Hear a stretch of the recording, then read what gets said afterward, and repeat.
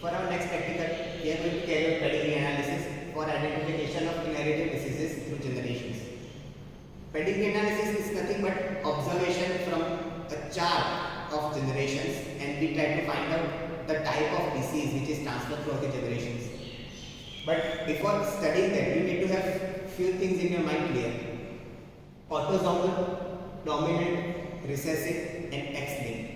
Now as you know, we humans have 22 pairs of chromosomes and autosomes and one pair of sex chromosomes. So whether your disease of interest is passed through generations from the autosomes or sex chromosome, and further moving on further from that point, whether it is passed on with a dominant allele or through a recessive allele, that you need to figure out while carrying out the pedigree analysis.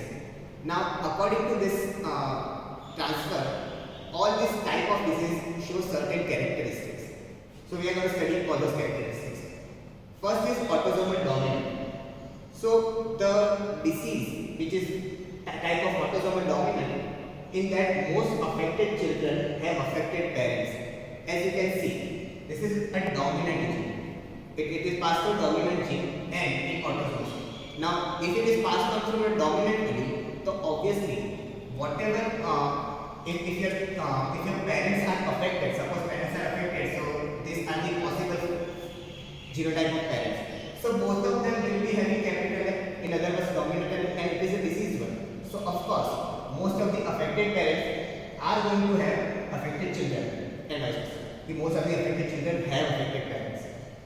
Second is heterozygotes are affected too. Of course, you can see why. Here it is having one dominant gene, it is passed through dominant allele. So of course, heterozygotes are going to be affected too. Third one is two affected parents can produce an unaffected child. Now suppose these are the two affected parents. Now these two, as you can see, they are heterozygotes. Now these are the combinations, possible combinations of their child offspring, as we can see in genetics language.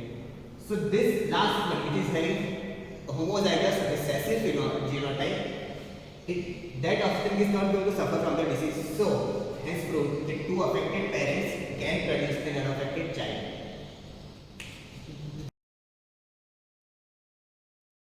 Unaffected parents will not have affected children. Now as you will see, two unaffected parents, they are not having any dominant gene. So obviously they do not have any dominant gene. It is not possible through them to pass on a disease which is passed through a dominant gene, because every offspring of this reproduction is going to have recessive allele in them, right? So, and the last one is both male and female are affected with equal frequency, of course, because it is not linked to sex chromosome. So whether it is passed on from X or Y, it won't be it won't be the point of discussion. So both of the gender will have equal frequency of catching disease. Now the second type, which is autosomal recessive. As the name suggests, this type of diseases are passed through autosomes but with the recessive allele. So according to that, they show certain characteristics. First is that most affected children have normal parents. So if we talk about affected children, now as you know, they are recessive, right, and they are passed through autosomes. If they are recessive and they are showing characteristics, that means they will not be having any dominant allele. But if we talk about their parents, so this can be the possible genotype of the parents, right? And they both are having dominant allele with them, so they will not be showing the diseaseful characteristics.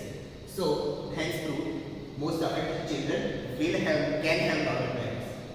Heterozygotes have a normal phenotype. Why? Because obviously heterozygote, they are having one dominant gene, a dominant allele, so they will not be showing the diseaseful characteristics. Third one is two affected parents will always have affected children. Obviously, as you can see, now if we talk about parents here, that both are, as we are speaking, are affected. So obviously, the same reason that we applied in autosomal dominant, that if both parents are diseaseful, so they will not be giving any of their offspring any dominant allele. So, and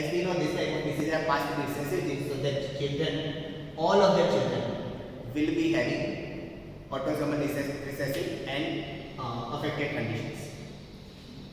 Fourth one is affected individuals with homozygous normal mates will have normal children. Now as you can see, affected individuals, suppose we are talking about a small area. Affected individual. Now whenever this affected individual will be produced with homozygous normal, which means it is having the homozygous dominant condition. So they stand a chance of creating a healthy or normal offspring. Why? Because the dominance of this allele will overreact here, so you can have a normal or healthy offspring. Last one is close relative would be produced are more likely to have affected children. So close relative, as we know, close relative, suppose if we say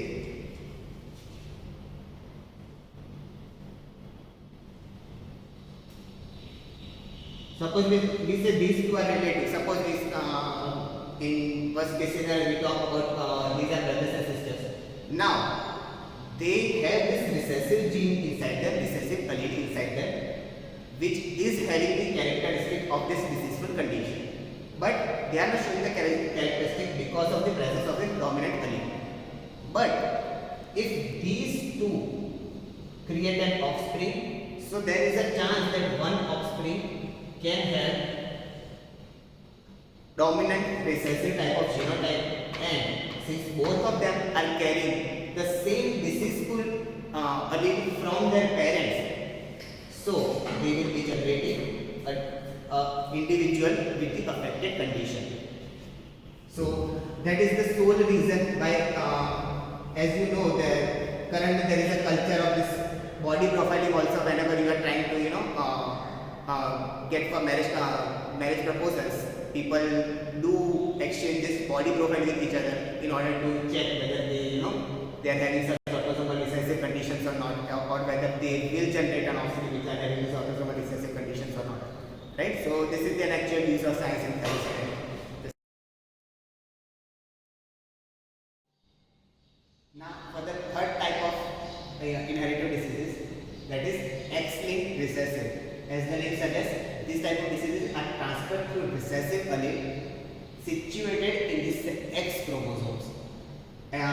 First we talk about two types which is responsible, which is caused by autosomes, transfer in autosomes. Now we are talking about two types which is caused by transfer in sex chromosome. So first one is X-linked recessive. Now this type of diseases are really rare in pedigree, and apart from one or two this characteristic that we have here, there are not really more characteristics which can show you that disease is X-linked recessive. First one is obviously this skips generations. Now when we talk about X-linked diseases, any X-linked diseases, be it recessive or dominant, there are chances that it can skip generations.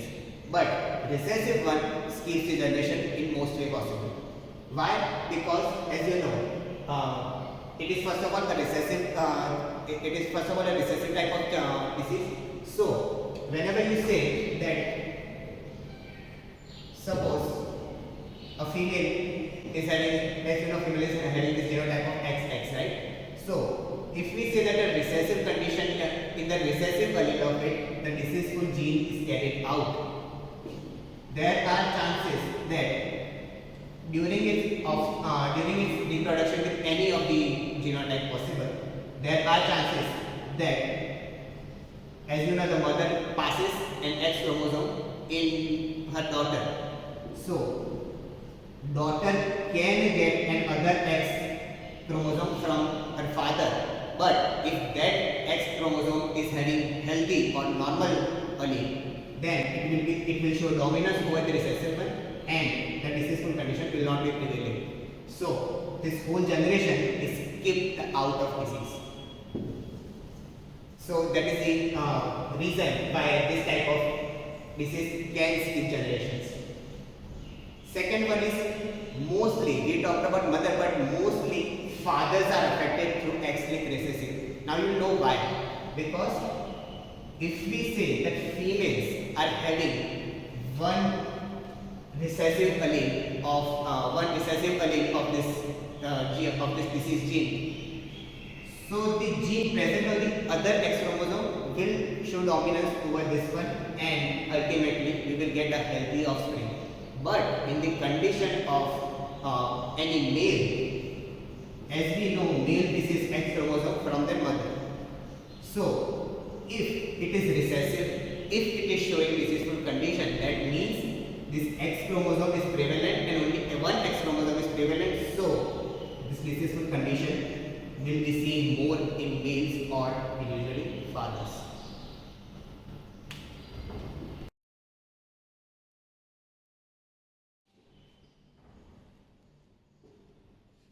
Now for the fourth part, that is X-linked dominant.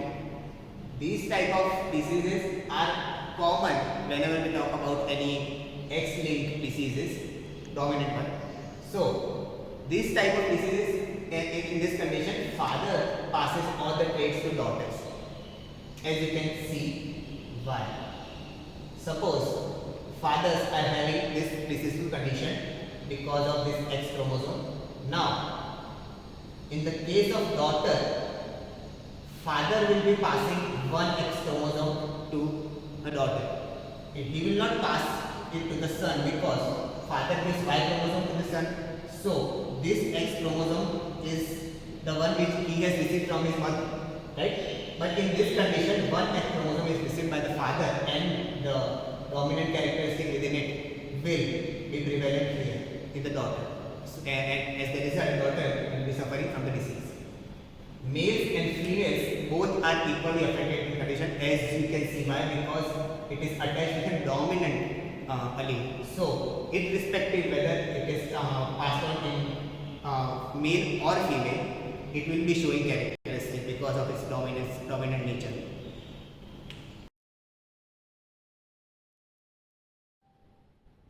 So, this is a pedigree chart where male is represented by the square and female is represented by circle, and deceased or affected any individual is represented by darker shade, maybe sometimes it is completely black or something like that, and crossing over it is represented by this horizontal line, and these are the offsprings. So this is one such example of pedigree chart. Now we will try to analyze that what kind of inherited disease is being transferred to the generations. As you can see, so first of all, what you need to see is how first of all the disease is transmitted through generations. So here we can see that disease is skipping a generation here from the parental mother. It is not transferred to the daughter, and the whole generation is skipping the disease, and in the second generation the disease is prevalent again. So one thing that you can see here, and from this you can identify that it must be of recessive type, because if it's dominant, never skip the generation. If it's recessive, then okay, maybe this daughter will be receiving the recessive type of condition, but due to the presence of dominant gene probably from the father's side, this daughter is not showing the characteristic.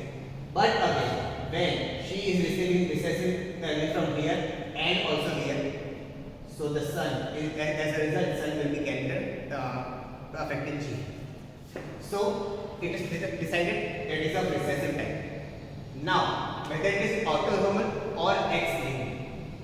So, for a golden rule for identifying whether any disease in any of the pedigree analysis, that whether the disease that you are talking about is X-linked recessive or not, is that always you will see that in X-linked recessive, father will never transfer the disease gene to the son. Because as we did while the explanatory part, that father will be carrying XY gene, and this son will receive Y type of chromosome from the father only. So disease is when if the disease is X-linked, it will never be transferred from father to son. So this condition is not meeting here. So it is decided that it is not X-linked, and that is why we can say that this whole pedigree chart is showing disease which is of autosomal recessive type. This is how you will solve pedigree chart through going through step by step through every generation, identifying the type of transferring disease, and you can figure out what type of inherited disease is prevalent in the generation.